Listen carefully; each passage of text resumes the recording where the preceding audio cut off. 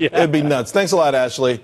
You know, Stewart says this all the time, right? Streaming is king. Well, Paramount to release the new films for streaming just 1 month after they've hit the movie theaters. Now, joining us are one of our favorite tech watchers, Jeremy Kaplan.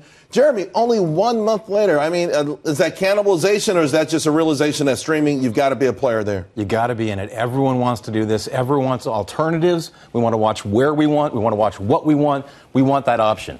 So it's just a logical move to what the market earlier, wants. Lauren Simonetti did a read on this, and she talked about them sharing money with the theater owners. Is that a way to get them to play ball? How would that work? I'm not sure You're how not that sure would about work. that part? Okay, because I was a little confused with that. But is this, can they make the same kind of money doing this that they make in movie theaters, or do they just need so much more volume? We're still at the beginnings of what is obviously a vast transformation of this industry. So I don't know if the dollar volume is going to be there at present. But what you need to do, if you're a brand, if you're a movie house, establish yourself. Establish yourself, exactly. Get everyone familiar with your platform, get them to know and love your platform, build something great from the start, and then keep going with it. It's going to be a crowded field. You know, Emac, you know, we talk about this all the time. You got Hulu, you got Paramount. Everyone's in this. Everyone in entertainment is in this. Obviously, they all can't be winners. It's really about content and whether or not people want to pay now $15 to rent a movie online, right? You've seen that on Netflix, you see that on Amazon Prime.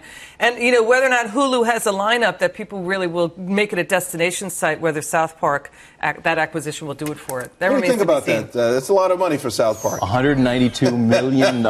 It's an astonishing How do you amount crunch the numbers and come up with that being viable? I mean, how many years down the road will you have to show that at such a small cost? I guess it's about cash flow, too, because when the cable companies came around, that's how Wall Street valued them, on cash flow. You mentioned Netflix. Let's talk about this, the original movie business. Now it gets really dicey. Yeah, so what we're seeing here is a growing battle between two of the giants here. We got Hulu, we've got Netflix, two of the biggest forces in streaming. Both of them have incredible subscriber bases already. And like I was just saying, we're at the beginning of an industry here. What I think is fascinating, though, these companies are talking about streaming to devices, right? To your iPhone, to your tablet, whatever it is. However, if you look at what Hulu's been doing, most of the streams are actually going into living rooms. So we just want, as consumers, we want an alternative. I think more than anything else, we want an option. But although in the world that we're moving into, it is about reaching us mobilely. I mean, that's, you know, that's, and let's face it, how much of the bandwidth is Netflix taking up? If you just measure on bandwidth, it looks like they're eating everyone's lunch at the moment.